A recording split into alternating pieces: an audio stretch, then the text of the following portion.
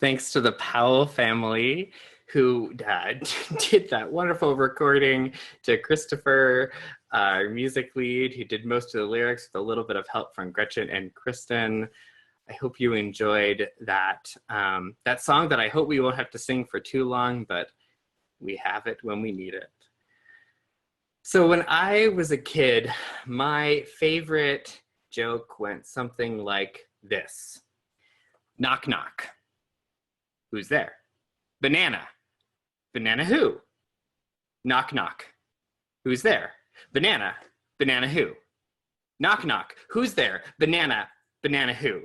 Each time, I would just repeat that same line. Knock, knock. Who's there? Banana. Banana who? Knock, knock. Who's there? Banana. Banana who? You could feel the tension rising in the experience, right? Each time we repeated that knock, knock. Who's there? Banana. Banana whom?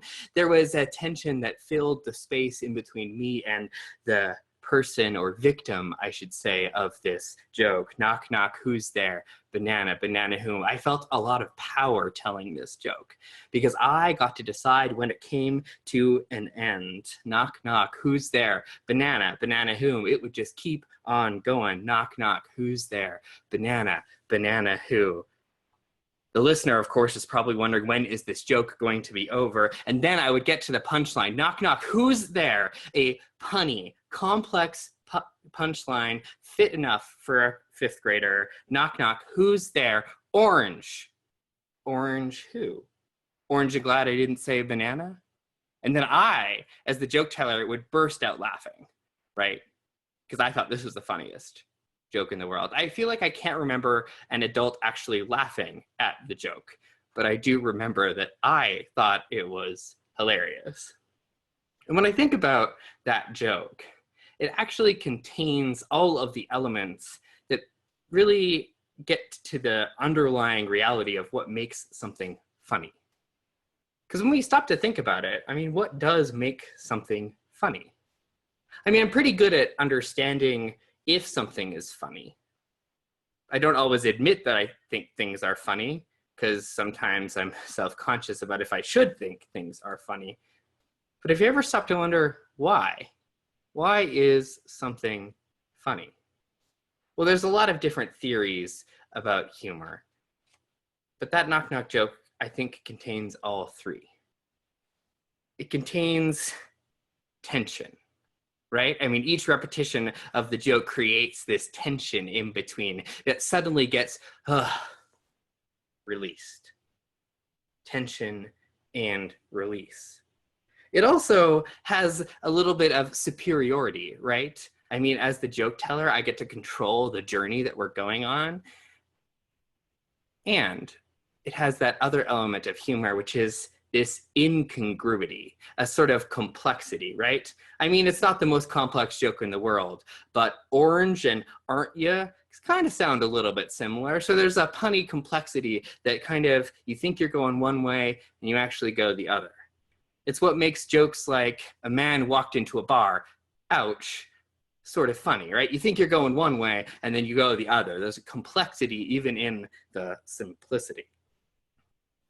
Tension, incongruity, superiority leads to this experience of humor, of release, of relaxation, and also of connection. Humor isn't just about making light. It is about bringing to light. Bringing to light the underlying tensions that we live with. The tensions that all of us are living with right now. Humor is also a collective enterprise. It reminds us of the us. I don't know if you've ever noticed this, but when you're watching a funny TV show by yourself, you're less likely to laugh than if you're watching it with someone else. It's why for a long time in television, they added the laugh track, right? Either a fake or a studio audience that's trained to laugh at certain moments to simulate this collective experience. We actually laugh way more with other people. It's a collective and connecting experience. It reminds us of a greater us, of a connection to one another. In fact, scientists think that rats actually laugh. We can't really hear it with the human ear, but when they attach special scientific things to their cages and they see rats playing, they hear these very high-pitched noises. And when you actually tickle rats, they make the same noise. And they think that the reason why they make that noise is to communicate to other rats that I'm okay. That you might think that we're fighting, but actually we're okay. Which is actually another function of laughter in our society as this kind of signal and lubricant that what's going on is playful, or at least we're trying to ease the tension. Humor isn't about making light, but about bringing to light, which is why in the last few, maybe decades, we've seen the rise yet again of political satire. For as one writer wrote, as the news gets bad, comedy has to get better. Because comedy has a way of bringing to light the underlying realities, the truths that are hard to see, getting at them sideways, like those stories of Nasreddin that Gretchen shared with us earlier. It's why stand-up comedians often can tell deep truths, upending power dynamics in a way that is palatable. Now, some of you, maybe those of you who are new this Sunday, may be wondering, what did I step into this morning? I mean, is this a worship service? Is this a parody of a worship service? I'm not exactly sure what this is. And let me tell you that this is exactly what happens every Sunday. No, that's not true. Although, maybe a little bit.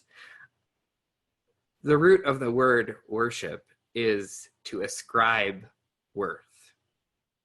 Worship in our tradition as Unitarian Universalists is not something that is done to honor a specific God or to recreate a specific ritual. It is a collective practice, a collective practice in which we, the people, get to decide what is worthy. Now, especially in times like these, when our lives are filled with understandable and real grief, when the weight of anxiety, I know I've been feeling this anxiety recently in my body, is mounting. It may feel odd, or it may feel beautiful to spend this time focusing on humor and laughter. We often, in our society, tell ourselves that we need to justify pleasure, that we need to justify these feelings, that with all that's going on, we shouldn't allow ourselves to feel this good.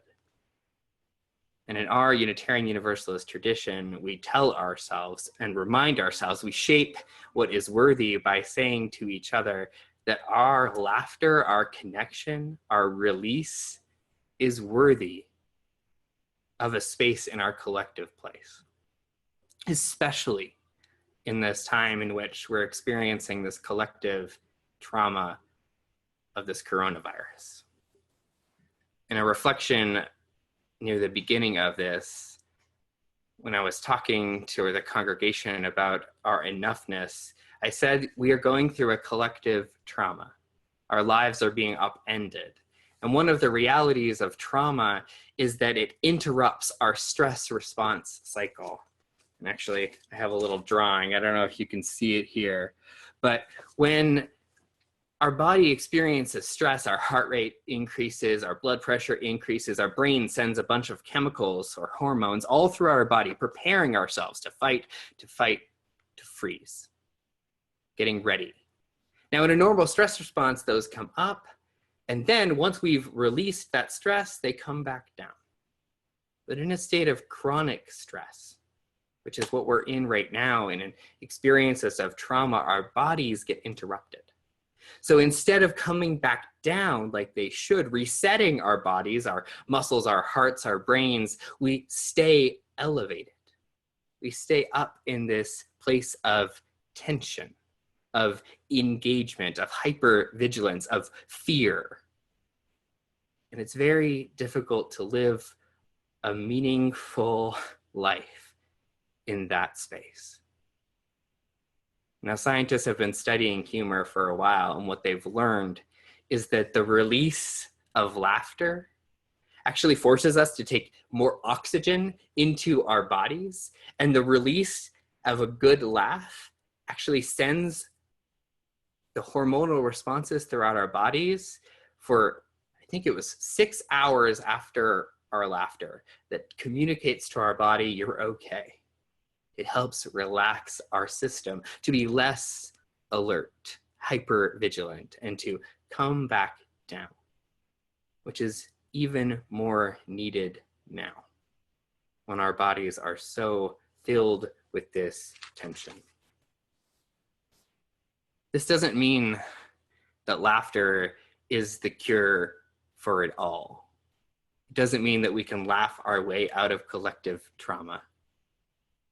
But humor and laughter are a medicine that can help us as we wait for vaccines, as we wait for our politicians and our communities to reorganize ourselves. In fact, humor and laughter can help us put spotlights on the ridiculousness, the absurdity of this moment that we're in, to see the truths that might be hidden, to accept them, to shine light on them, and help find what is worthy within them. Amen, and blessed be.